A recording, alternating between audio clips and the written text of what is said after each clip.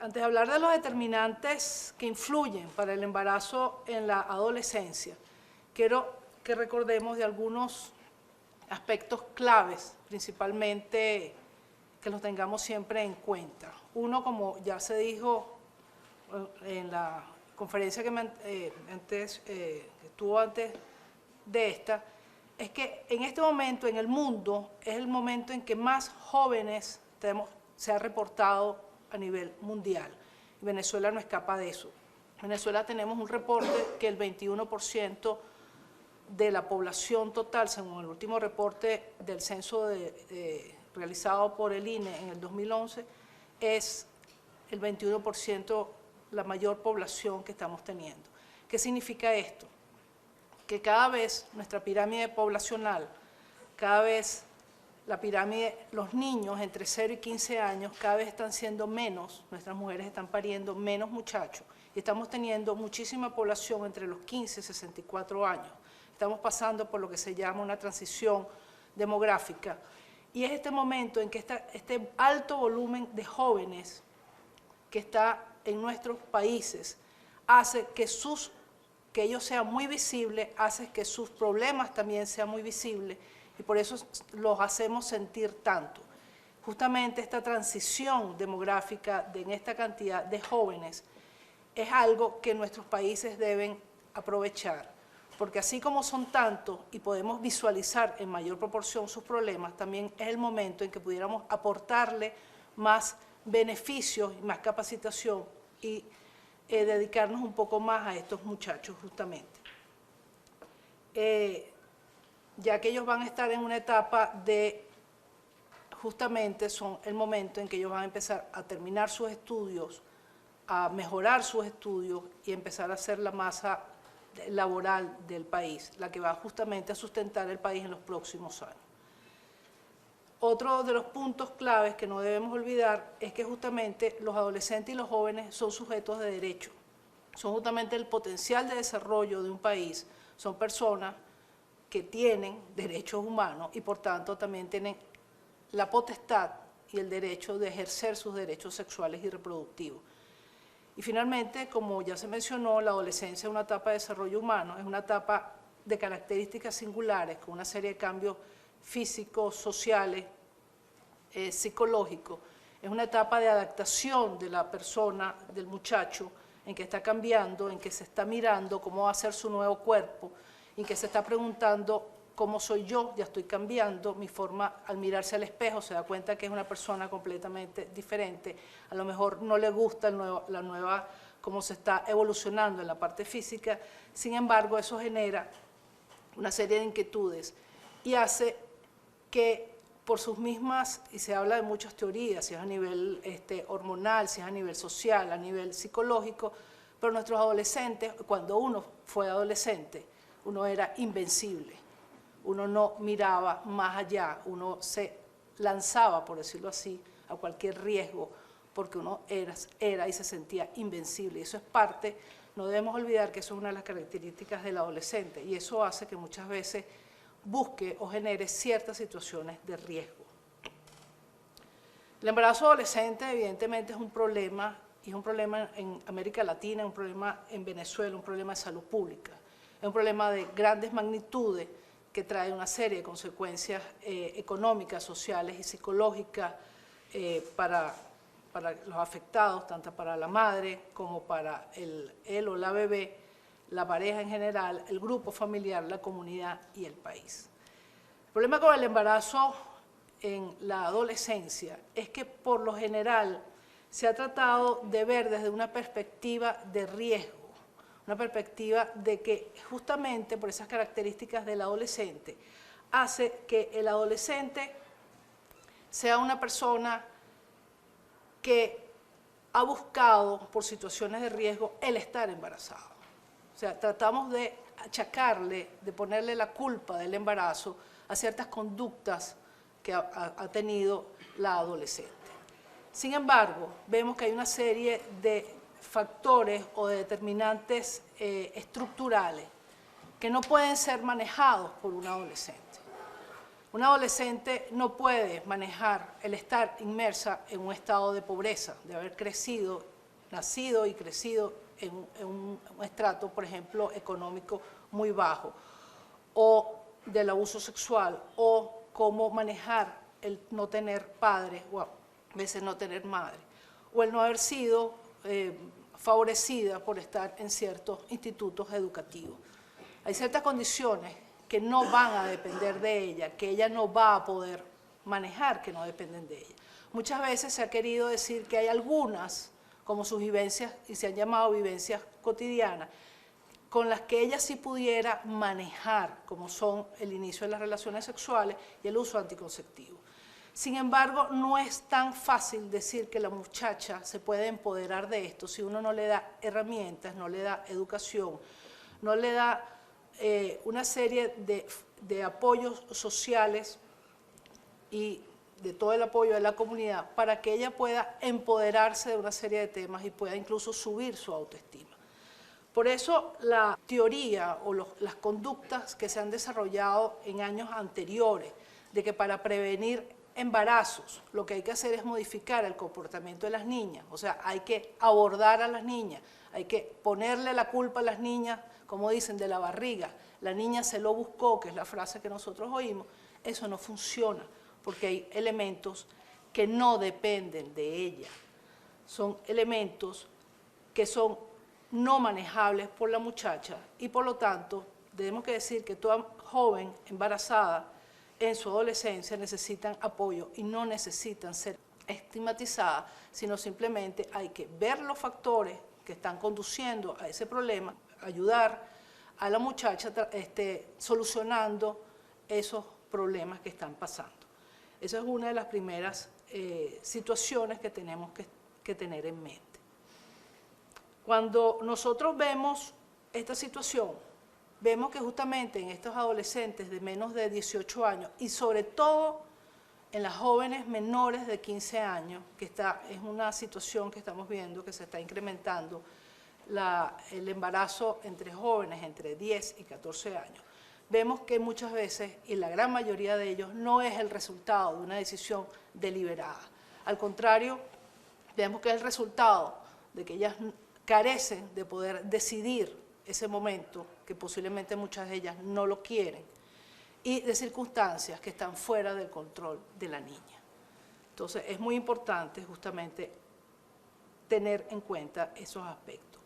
Por eso es que actualmente se habla de un modelo ecológico en el que podemos ver cómo la persona, la muchacha, el individuo, la familia, la escuela, la comunidad, la parte nacional, la nación, está todo completamente incluido. Vemos que no podemos, y son justamente factores que están sumamente mezclados unos con otros. No podemos decir que precisamente la muchacha no tuvo conocimiento de un método anticonceptivo si la muchacha no va a la escuela. Entonces vemos cómo la parte o cómo los determinantes individuales están completamente imbricados, por ejemplo, con los problemas de familia, con los problemas de escuela. Por lo tanto, es muy difícil hacer una separación. Esto corresponde al individuo, a la muchacha en este momento, o al muchacho, o esto corresponde a la familia, o esto corresponde exclusivamente, por ejemplo, a la escuela. Es muy difícil. Este modelo ecológico también aborda algo que tradicionalmente se ha dejado de un lado, que es el papel y el rol del hombre en esta situación. Entonces, este modelo ecológico permite un abordaje más integral y un abordaje que trata de ver los problemas desde un todo. Sin embargo, para efectos didácticos, vamos a tratar de mostrar algunos factores que pueden propiciar el embarazo de adolescentes tratando de hacerlo de un punto de vista separado. Tenemos así, por ejemplo, retomando la palabra de las vivencias cotidianas, temas importantes en nuestros jóvenes y en nuestras jóvenes como son la menarquia, el inicio de relaciones sexuales, el uso anticonceptivo y toda una serie de elementos que están alrededor de ellas, como los derechos que esa persona tiene, el ser asertiva, la información, disponer de servicios y en general las pautas culturales de género. Y sobre eso vamos a abordar algunas cosas y elementos estadísticos que vamos a presentarles. Una de las cosas con respecto a la menarquia que podemos ver es principalmente la disminución de la edad de la pubertad. A nivel mundial estamos viendo cómo cada vez más nuestras niñas se están desarrollando en edades más tempranas. Cada vez más temprano se está presentando la menarquia, estamos teniendo jóvenes con su primera menstruación a edades mucho más tempranas. Antes podíamos encontrar jóvenes que se desarrollaban, y uno decía, se desarrolló, tuvo la menarquia, su primera menstruación a los 15 años. Ahorita estamos viendo niñas de 10, 11 y 12 años, o básicamente entre 10 y 11 que ya están teniendo la menarquia. Como sabemos, desde el primer día en que esa muchacha ha tenido ya su menstruación, o como comúnmente en nuestro medio lo llaman, ha tenido la regla, no olvidemos que desde ese momento esa niña puede, si tiene relaciones sexuales no protegidas, quedar embarazada y ser madre. El ser madre no significa en este momento una edad especial para hacerlo, sino desde un momento biológico. Entonces, desde ese momento no debemos olvidar que la muchacha puede quedar embarazada, y por eso estamos viendo cada vez más reportes de niñas a menor edad, a bajas edades, de 10 años incluso, ya embarazadas. Lo otro es el inicio de las relaciones sexuales. El inicio de las relaciones sexuales, y podemos ver, se han hecho en el país una serie de encuestas, desde en POFAN, en la encuesta de población y familia, hecha en el año 98, hasta la de ENDEVE, la encuesta demográfica venezolana, hecha en 2008, publicada en 2010, y hasta la más reciente, que es la realizada por la Universidad Católica Andrés Bello, podemos ver cómo las relaciones sexuales más o menos se han mantenido en el tiempo, y se habla de un promedio de inicio de las relaciones sexuales a los 15 años. Eso es muy importante que lo tengamos siempre presente. En la encuesta justamente de la Católica, del Proyecto Juventud, vemos cómo ellos reportan, que es digamos, la más reciente encuesta que tenemos, que el 50% ha tenido su primera experiencia sexual. Los hombres, el promedio es a los 15 años más o menos. Las muchachas, aquí en esta encuesta, aunque es nacional, lo reportan un poquito más tarde, de 17 años promedio. Sin embargo, sabemos que en ciertos lugares, sobre todo en la zona más, con un nivel económico más bajo y un nivel donde la muchacha no tiene educación, estos números prácticamente bajan considerablemente. Y eso es una de las cosas, pero no debemos olvidar que nuestros jóvenes empiezan su actividad sexual bien temprano, a los 15 años. El patrón de estas relaciones sexuales es muy importante, y esto se vio en un estudio que se hizo hace unos 3 años, justamente en la agencia, con apoyo de UNOCIDA, Acción Solidaria y CISOR, prácticamente era hacia el abordaje del VIH, pero dio cifras bien interesantes que se las traigo para esta conferencia. Vemos que el 34% aproximadamente de los varones se iniciaron sexualmente con parejas de igual o menor edad. Y eso es más o menos lo que uno ve habitualmente. Sin embargo, las mujeres, el 43% de las mujeres, se inició con parejas por lo menos 5 años mayor que ella. Y esto es algo que debemos tener presente, porque esto básicamente nos refleja que nuestras muchachas están teniendo relaciones con personas mayores, posiblemente ya no jóvenes, sino adultos. Y eso puede entonces incluso ser visualizado con un problema de presión sexual, de coacción sexual, y un problema de poder. Uno, hombre mayor, puede ejercer un poder por muchas vías, bien sea un poder económico, un poder social, un poder que le dé seguridad a la muchacha, y eso se traduce en una acción sexual que justamente va a llevar a la muchacha a un embarazo. Cuando vemos los métodos anticonceptivos que se usaron en la primera relación sexual, es altamente llamativo, y esto también se ve en se ve también en la parte de la encuesta ENDEVE, que casi el 50%, en este caso 45%, pero casi el 50% de nuestros jóvenes, y aquí incluimos mujeres y hombres, no usaron ningún método anticonceptivo en su primera relación sexual. Por eso es que algunas estadísticas no oficiales hablan que cada hay una opción de que cada 3, y algunas dicen cada 5 jóvenes que han tenido su primera relación sexual, una de cada 3 o una de cada 5, según la encuesta que revisemos, queda embarazada en esa primera relación sexual. Son números que son muy llamativos. Entonces, si tenemos que el 50% no usa métodos anticonceptivos, pues no es tan descabellado pensar que una de cada 3 de estas muchachas pueda quedar embarazada en su primera y a veces la única relación sexual que tenga en ese momento.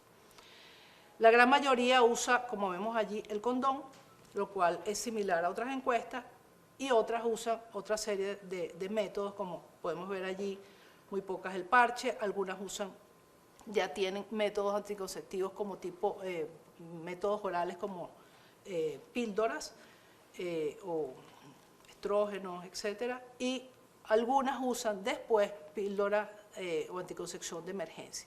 Vemos que ahorita, después de esa primera relación sexual, es muy frecuente, y sobre todo en niveles, estratos A y B, niveles un poco más instruidos, que hay un alto uso de lo que llaman la pastilla del día siguiente, la anticoncepción de emergencia, lo cual erróneamente es usado por muchas de nuestras adolescentes como si fuera un método anticonceptivo regular, y como su palabra lo dice, es un método anticoncepción de emergencia.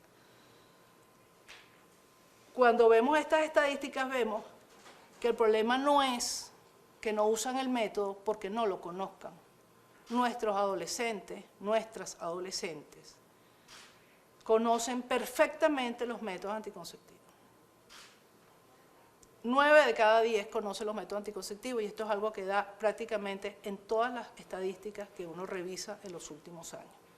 El problema es que no lo usan. El problema es que solo 1 de cada 10 jóvenes usa siempre, cuando decimos siempre, es cada vez que vaya a tener relaciones sexuales algún método anticonceptivo. Entonces, ese problema uno tiene que preguntarse, le estamos dando una instrucción, ¿qué pasa que no lo están usando? No tienen acceso, no tienen dinero, tienen presión social para no usarlo, hay un patrón cultural, son preguntas que tenemos que hacer.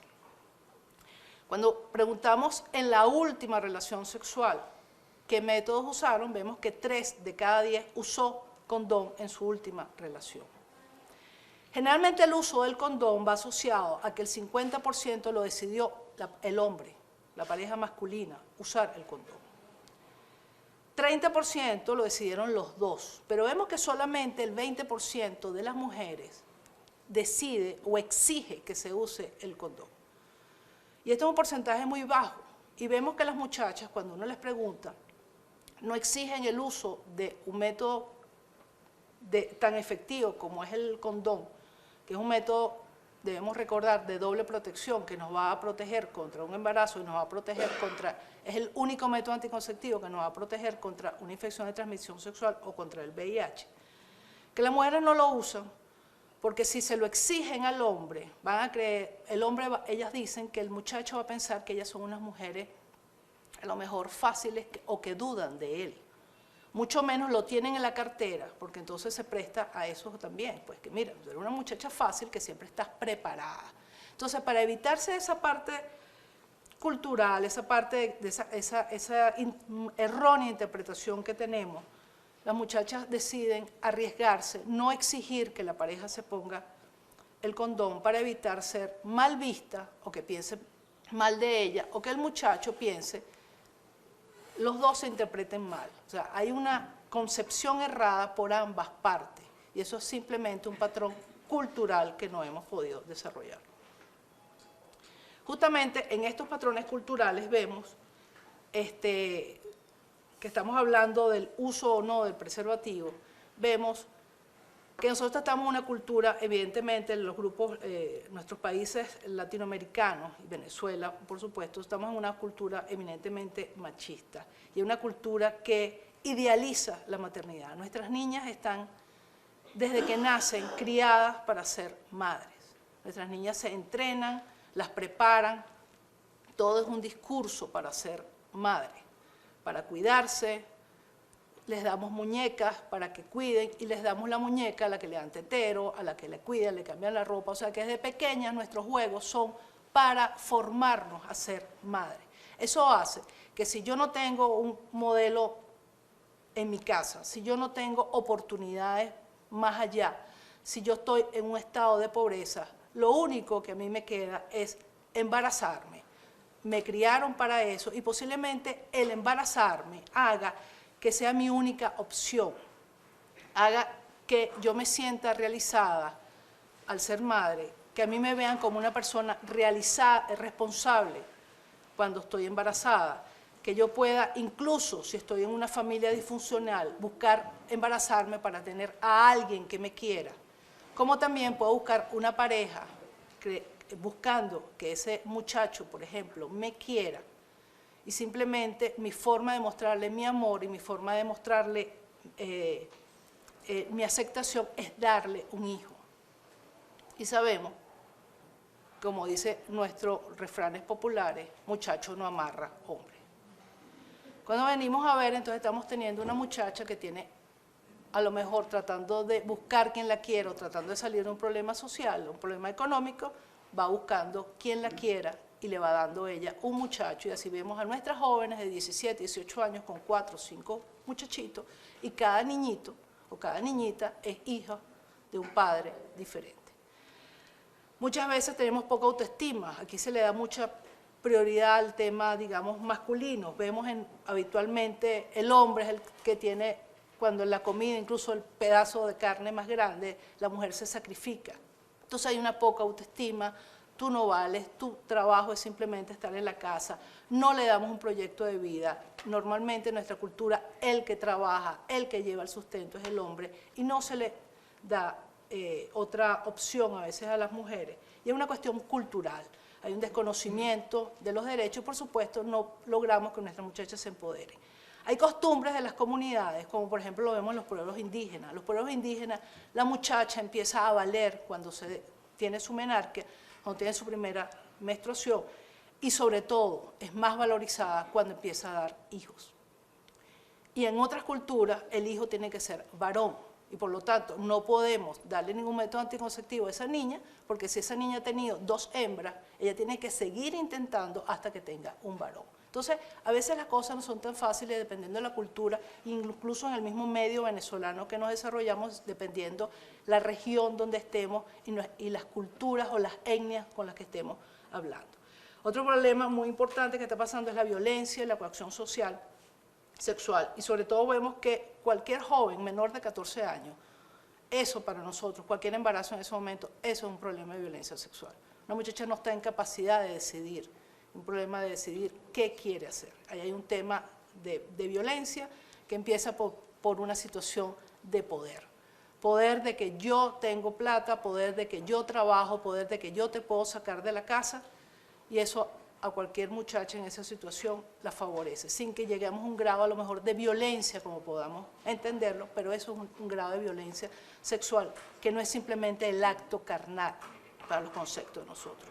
Algo que estamos viendo en este momento como un patrón cultural y social grave, es que muchas niñas se nos están embarazando y ellos te dicen, yo quiero embarazarme, porque no tienen más oportunidades. O sea, ellas desean estar embarazadas. Pero estamos viendo en nuestros barrios populares, aquí mismo, en Petare, en las zonas de Antímano, que nuestras niñas se nos están embarazando por una situación de seguridad.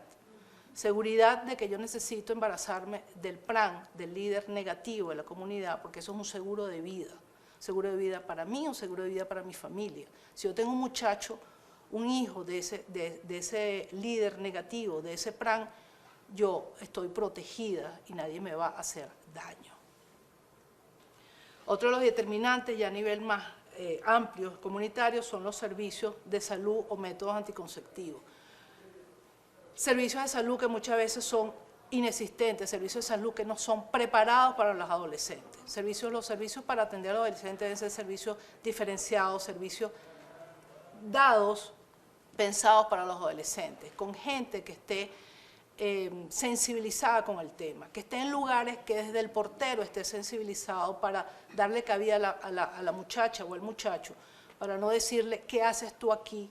cuando tú no puedes estar aquí, o qué haces tú aquí, o muchas veces sensibilizar a todo el personal. Tenemos centros pilotos en el país, son escasos, son insuficientes, muchos están inadecuados. Y ya que tenemos mucho personal de salud, es importante algo. Muchas veces tenemos que nuestro personal de salud no está capacitado o no conoce las propias leyes del país. Hemos tenido profesionales, especialistas, que llega la muchacha de 14 años, de 15 años, a buscar asesoría de un método anticonceptivo, porque a lo mejor está empoderada y quiere que le den el método anticonceptivo o que la orienten para no quedar justamente embarazada. Y la respuesta es, ¿qué haces tú aquí que no estás con tu representante? Cuando tenemos una LOBNA, que justamente dice que toda niña y todo joven después de los 14 años puede ir solo o sola a la consulta sin necesidad de un representante. Entonces nosotros mismos a veces por nuestro desconocimiento estamos justamente quitándole oportunidades a nuestros jóvenes, tanto masculinos como femeninos, que muchas veces van a buscar orientación a los sitios. Estos servicios deben crecer en el país y deben ser amigables. De todos modos, eso será abordado posteriormente. El otro problema es la educación en salud sexual y reproductiva. Se ha abordado desde hace tiempo. Nosotros desde la agencia hemos asesorado al Ministerio de Educación en esos temas. Sin embargo, podemos decir que consideramos que siguen siendo a lo mejor insuficientes. Algunos temas a lo mejor no son abordados ampliamente y tenemos el problema de que muchas veces nuestros docentes no han sido lo suficientemente capacitados para abordar el tema y sabemos que los temas de sexualidad son temas incómodos y vemos cómo esos temas son tarea para la casa y no son abordados en las aulas. Entonces es muy importante la educación. La educación desde ese punto de vista y la educación de dejar a nuestras jóvenes en las escuelas. O sea, es un problema visto desde dos aristas. Porque si no vamos a estar repitiendo patrones de pobreza y sobre todo en los grupos vulnerables sociales. Y eso ya fue mencionado por el doctor Seane, pero yo quería enseñarles esta lámina. En las últimas encuestas hemos visto que las adolescentes más pobres y menos instruidas tienen 4 veces más riesgos de embarazarse que las menos pobres y las más instruidas. Entonces vemos cómo las jóvenes que tienen pocos años de estudio son justamente las jóvenes que van a tener más riesgo de quedar embarazadas. Eso nos lleva a una conclusión muy rápida. Hay que dejar a los jóvenes en las escuelas el mayor tiempo posible. Sin embargo, fíjense lo original. En la encuesta de la Católica podemos ver que el promedio de jóvenes que deja los estudios es los 17 años, lo cual es grave. El 50% ha dejado los estudios a los 17 años. Cuando uno evalúa a los hombres, a los muchachos hombres, ve que la gran mayoría, casi el 59%, te lo deja principalmente porque te dice, ya terminé mis estudios. Claro, se graduó ya de bachiller, pero la gran mayoría te dice, bueno, ya terminé mis estudios de bachiller, para mí es suficiente, ya yo sé todo lo que tengo que saber, no me interesa saber más. Y otro grupo lo deja porque tiene que trabajar. Entonces es grave que nuestros jóvenes de 17 años se sientan satisfechos y dejen los estudios en ese momento. Las mujeres, también ese gran promedio de esa edad, lo dejan también por la misma razón. Vemos que un porcentaje un poquito menor, lo deja porque se siente que ya ha completado sus estudios, lo cual es posible, y siente que ya está conforme con eso. Pero sin embargo tenemos un altísimo porcentaje, casi el 30%, que lo deja porque ha quedado embarazada y tiene que cuidar a los hijos.